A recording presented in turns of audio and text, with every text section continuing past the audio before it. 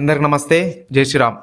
1899 December 20 నాడు మన భారతదేశంలో గొప్ప దేశభక్తుడు జన్మించాడు. జలియన్ వాలాబాగ్ మారణకాండకు కారణమైన మైకేల్ ఓ డయ్యర్ని చంపడమే జీవిత లక్ష్యంగా పెట్టుకున్న ఉధమ్ సింగ్ జీవిత చరిత్ర గురించి తెలుసుకుందాం. ముందుగా నా ఛానల్ని సబ్స్క్రైబ్ చేసుకునే వాళ్ళు అందరు కూడా సబ్స్క్రైబ్ చేసుకోండి.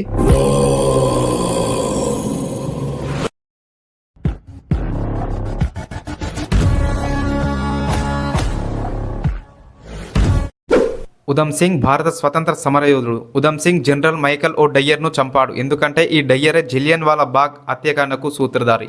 ఉధమ్ సింగ్ తన పేరును రామ్ మహమ్మద్ సింగ్ ఆజాద్గా భారతదేశంలోని మతాలైన హిందూ, మహమ్మదీయ, సిక్కు మతాలకు ఏకత్వాన్ని ఆపాదిస్తూ మార్చుకున్నాడు. ఇతడి త్యాగానికి దేశభక్తిని మెచ్చుకొని ఇతడిని షహీద్ ఏ ఆజం వీరులలో అగ్రుడుగా వివరిస్తారు. 20వ శతాబ్దపు మొదట్లో భగత్ సింగ్, రాజ్గురు ఇంకా సుఖదేవ్తో పాటుగా ఉధమ్ సింగ్ని కూడా స్వతంత్ర సేనలుగా గుర్తించవచ్చు. 1940 ఏప్రిల్ 13న జలియన్ వాలాబాగ్ సంఘటనకు ప్రతీకారంగా ఉధమ్ సింగ్ లండన్ కాక్స్టన్ హాల్లో మైకేల్ ఓ డయ్యర్ని కాల్చి చంపి లొంగిపోయాడు. ఈ వీరు చరిత్ర బాల్యం గురించి తెలుసుకుందాం. ఉధమ్ సింగ్ పంజాబ్ రాష్ట్రంలోని సంగ్రూర్ జిల్లాలోని సునామ్ అనే పట్టణంలో జన్మించారు. ఉధమ్ సింగ్ తన తల్లిదండ్రులను చిన్నతనంలోనే కోల్పోయాడు. పుట్టినప్పుడు ఉధమ్ సింగ్కి షేర్ సింగ్ అని పేరు పెట్టారు. తన తల్లిదండ్రులు చనిపోయాక షేర్ సింగ్ మరియు తన అన్న ముక్తా సింగ్ అమృత్సర్లోని ఒక అనాథ శరణాలయంలో పెరిగారు. ఈ శరణాలయం సిక్కు సముదాయానికి చెందినది కాబట్టి అక్కడి ఆచారాలను పాటిస్తూ ఉధమ్ సింగ్ అని పేరు పెట్టుకోవడం జరిగింది. అలాగే 10వ తరగతి చదివిన తరువాత ఉధమ్ సింగ్ అనాథ శరణాలయాన్ని 1919లో వదిలేశారు. మైకేల్ ఓ డయ్యర్ హత్యకు కారణం చూసుకున్నట్లయితే 1919 సంవత్సరంలో అమృత్సర్లోని జలియన్ వాలాబాగ్లో వేల మంది నిరాయుధులు వైకాసి అనే పండుగను జరుపుకోవటానికి మరియు రౌలట్ చట్టం కింద బ్రిటిష్ ప్రభుత్వం చేసిన అరెస్టులకు వ్యతిరేకంగా శాంతియుతంగా నిరసన చేస్తున్నారు. అక్కడ జమ అయిన వారిని ఉధమ్ సింగ్ అనాథ శరణాలయం తరపున త్రాగునీరు అందిస్తున్నారు. ఇంతలో మైకేల్ ఓ డయ్యర్ ఆదేశాల మేరకు అక్కడికి చేరుకున్న బ్రిటిష్ సైనిక దళాలు అక్కడ జమైన వారిపై విచ్చలవిడిగా కాల్పులు జరపడం మొదలుపెట్టారు. ఈ కాల్పులలో వందల కొద్ది భారతీయులు మరణించారు. ఈ ఘటనను జలియన్ వాలాబాగ్ నరమేధమని కూడా అంటారు. మైకేల్ ఓ డయ్యర్ హత్య ఏ విధంగా జరిగిందో చూద్దాం. ఈ సంఘటన భారతదేశంలోని చాలామందికి కోపానికి గురి చేసింది. అందులో ఒకరు ఉధమ్ సింగ్. బ్రిటిష్ ప్రభుత్వాన్ని ఎలాగైనా సరే అంతం చేయాలని ఆలోచించిన ఉధమ్ సింగ్ భగత్ సింగ్తో కలిసి గదర్ పార్టీలో చేరారు.